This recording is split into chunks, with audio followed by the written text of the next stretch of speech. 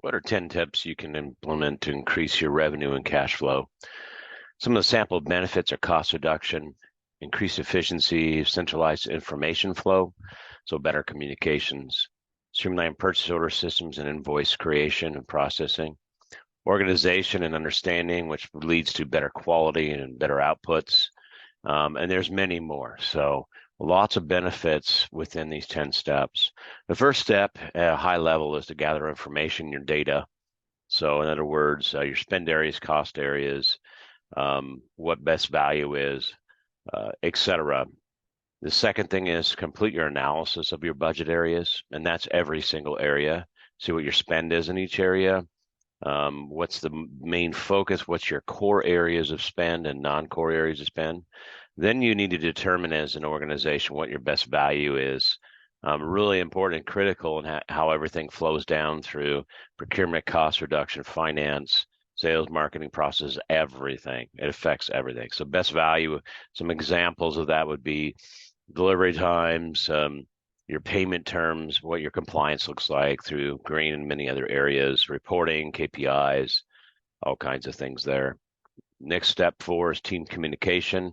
So as you open up processes and as you grow to become best in value in everything you do, that opens up team communication, which creates more trust. So it blows right through fear-based management. So these are just some examples of your team communications in the RFP, the things that you do. And by the way, procurement isn't everything. It's sales, marketing. It's every spend area you can imagine.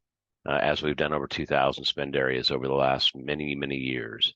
Step 5, you'll create your what we call your RFP. That's request for proposal scope of work letter that outlines what you're doing and doing a generic template. And then you can add to that for anything you're taking out to not only reduce that cost, but also increase best value, increase efficiency, communications, et cetera. Step 6, you'll send that scope of work RFP letter out along with any pertinent data to your vendor suppliers, partners to look at partnering with you. It's not just reducing the cost or best value, but it's partnering.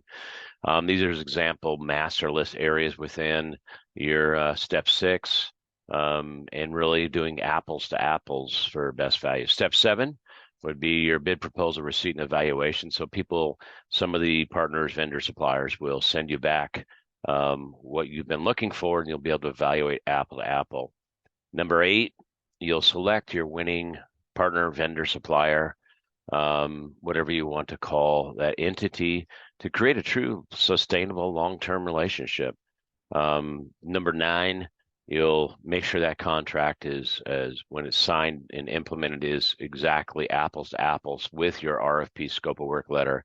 That's where most organizations, don't have the best value because they don't mirror that contract to the RFP scope of work letter. Number 10 is your implementation of next project. So you start with one, and we suggest you do a simple one. It could be office supplies. It could be things that are what I call non-core areas.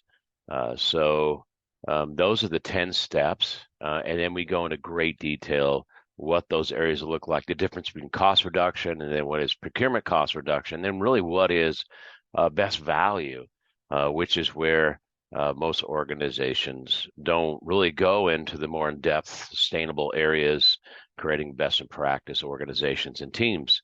So what are you proactively doing for your bottom line?